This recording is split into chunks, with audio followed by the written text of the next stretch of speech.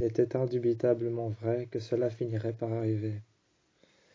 Styles avait honte de lui. Il était indubitablement vrai que cela finirait par arriver. Il avait honte d'avoir tué Nolan. Il avait honte de s'en être pris à lui. S'en être pris à un être faible. S'en être pris à un être faible qui lui était cher avant, mais qui a trahi sa confiance. De manière absurde, il ne se sentait pas coupable. Mais indubitablement, il était inévitable de se sentir coupable. Après une telle chose, ils regardèrent par la fenêtre, croisèrent les bras, tout en se serrant les côtes. Ils regardèrent par la fenêtre. D'un air pensif, ils regardèrent par la fenêtre les luminaires, les voitures, les passants et les passantes dans la rue. Et derrière lui, Derek s'approcha lentement. Derrière lui, Styles entendit ses pas arriver lentement, puis sentit sa main monter le long de ses côtes jusqu'à son buste. Derek le prit par le bras, le regarda, et c'est alors, en l'enlaçant par le dos, qu'il lui fit un câlin. En lui faisant un câlin, il passa alors sa tête sur son épaule, regarda l'expression triste de son visage. Derek ne pouvait penser d'autre chose qu'il soit triste. Il ne pouvait penser d'autre chose qu'il soit triste, qu'il était triste. Triste pour lui, triste de ce qu'il a fait, triste de tout, de ce qu'il s'est passé, de ce que Styles a fait, de ce que lui a fait, de cette confiance trahie. Il fallait maintenant la récupérer. Mais comment? Le soir, plus tard, lorsque la lune avait atteint son solstice de minuit, qu'elle éclairait la ville, que les habitations, les lumières, les bâtiments étaient tous endormis, que la nuit avait enfin atteint son sommet, était noire et obscure, que chaque bâtiment était abandonné, dépourvu de vie, dans laquelle à l'intérieur de chaque maison, chaque bâtiment et chaque immeuble, des personnes, des enfants, des familles, des parents dormaient l'un contre l'autre dans leur lit. Ce soir-là, Derek est descendu, seul, laissant Styles à la fenêtre. Laissant Styles à la fenêtre, il descendit, seul. Il s'assied dans le fauteuil. Il s'asseya dans le fauteuil. Et c'est alors qu'ils regardèrent Styles à la fenêtre, regardant par lui-même les passants et les passantes. Ils continuèrent encore. Derek lui fit alors signe, et c'est à travers le reflet de la vitre que Styles vit que Derek avait l'intention de vouloir faire en sorte que Styles vienne s'asseoir à côté de lui. Styles se retourna, d'un air frustré, regarda Derek, qui lui dit « Viens t'asseoir ». Et c'est alors que tous les deux, l'un contre l'autre, ils se mirent front contre front, se caressant la tête avec le front, se passant la main dans les cheveux, tendrement se faisant des caresses sur le visage. Ils finirent alors tous les deux, ils finirent alors par s'embrasser, se faisant des caresses sur le visage. Lentement, ils descendirent, les épaules, le bras, l'avant-bras, les mains. Ils prirent alors leurs mains, les mains dans les mains. Ils serrèrent alors très fort, se regardèrent dans les yeux bleus réfléchissants de Styles, les yeux rouges d'Alpha, de Derek. Ils se regardèrent dans les yeux. Un instant briève pour savoir que la confiance n'avait pas disparu, qu'elle était quelque part. Fallait juste trouver un moyen de la récupérer, de la retrouver. Trouver le moyen d'oublier, de laisser passer, de laisser passer ce qui s'était passé, de laisser le passé dans le passé, et d'obtenir une rédemption. Il fallait obtenir une rédemption, autant pour Styles que pour Derek. Il fallait obtenir une rédemption pour avoir tué et une rédemption pour avoir trahi.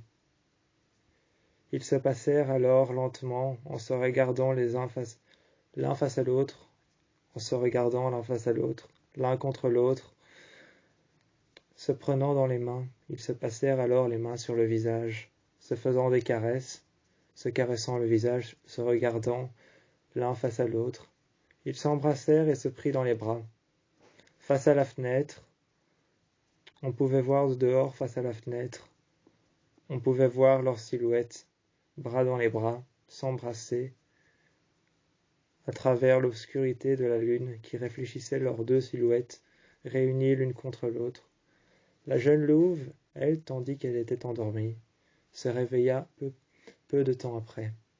Peu de temps après, la jeune louve se réveilla, se mit alors à la fenêtre intérieure de sa chambre, qui séparait l'escalier de l'intérieur. Elle se mit alors à la vitre qui séparait l'escalier du deuxième étage. Elles regardèrent alors ses deux parents, enlacés les uns dans les autres, enlacés par les bras. Se regardant alors dans les yeux, la jeune louve regardait ses parents. Attentivement, elle ne dit pas un mot, pas une respiration, pas un grognement. Elle clignait des yeux, c'est tout ce qu'elle faisait. Elle regardait, elle observait attentivement. Elle était assise, métamorphosée en loup, à l'entrée de l'escalier, au deuxième étage. Sous sa métamorphose, elle regardait attentivement, elle clignait des yeux de temps en temps, mais sans plus. Aucune respiration, aucun grognement, aucun bruit. Elle ne réagissait pas. Elle était juste contente de voir que ses parents sont réunis à nouveau, que Derek et Styles avaient trouvé un moyen, avaient trouvé une rédemption, avaient trouvé un moyen de surmonter leurs douleurs, leurs peurs et leurs angoisses. Ils étaient réunis à nouveau, et ce soir-là, la jeune louve les regardèrent, jusqu'au moment où Derek tourna la tête. Regardèrent alors la jeune louve, qui ne bougeait pas, se disant qu'il n'avait pas remarqué, qu'il regardait peut-être ailleurs. Styles tourna alors la tête, lui aussi, demandant à Derek « Qu'est-ce que tu regardes ?» Et c'est alors que Styles tourna la tête et vit en haut la jeune louve qui respirait lentement. On pouvait entendre sa respiration. On pouvait entendre sa respiration résonner à travers toute la pièce. On sentait, grâce à sa respiration, grâce à sa position, sa manière d'être et son ressenti, on arriva à ressentir dans sa respiration qu'elle était contente, qu'elle était heureuse. Heureuse d'être là où elle était maintenant. Heureuse d'être là où elle était. Ce qu'elle avait vu et ce qu'elle avait entendu, ce qu'elle avait pu apercevoir lui suffisait pour savoir que ses parents étaient enfin à nouveau ensemble. Seulement, c'est alors qu'elle se mit à pleurer. Et Derek s'approcha de la jeune louve et lui dit « Pourquoi ? Pourquoi tu pleures ?» C'est alors que Styles vint à se mettre à côté de la jeune louve, se transforma en loup pour la rassurer. Elle se mit à pleurer, essuya ses larmes peu de temps après. Et Styles lui dit « Tu n'as pas à pleurer, les désaccords ça arrive. » Derek regarda alors la jeune louve et lui dit « On a trouvé la rédemption. Tu n'as plus à t'inquiéter pour le moment. Tu n'as plus à t'inquiéter tout court. Tu ne dois pas t'inquiéter pour nous. » C'est alors que la jeune louve referma les yeux et s'endormit contre ses deux parents.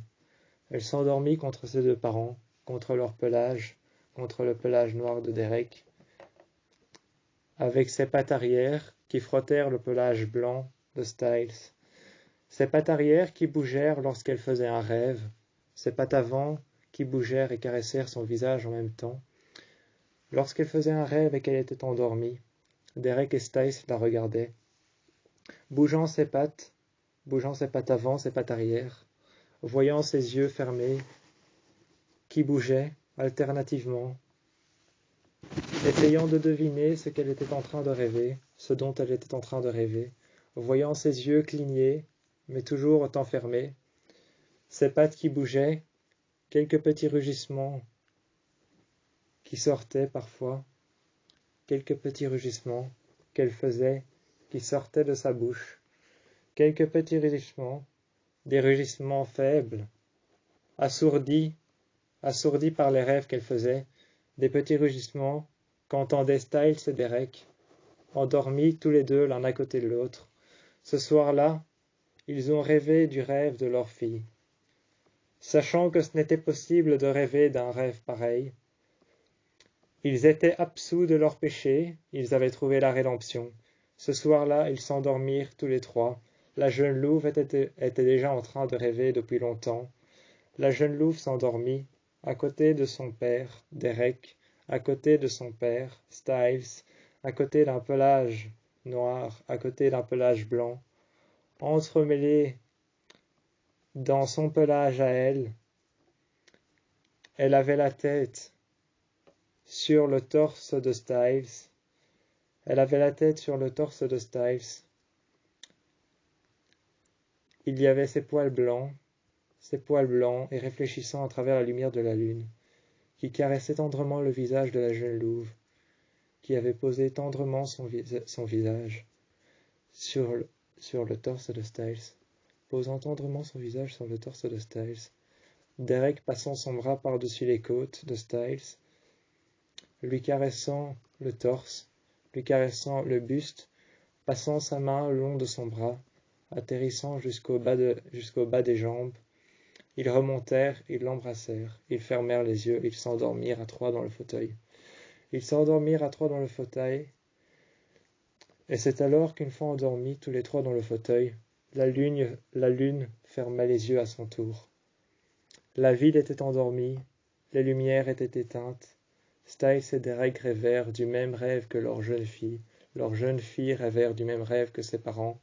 Ce soir-là, ils se sont endormis avec l'absolution et avec une rédemption.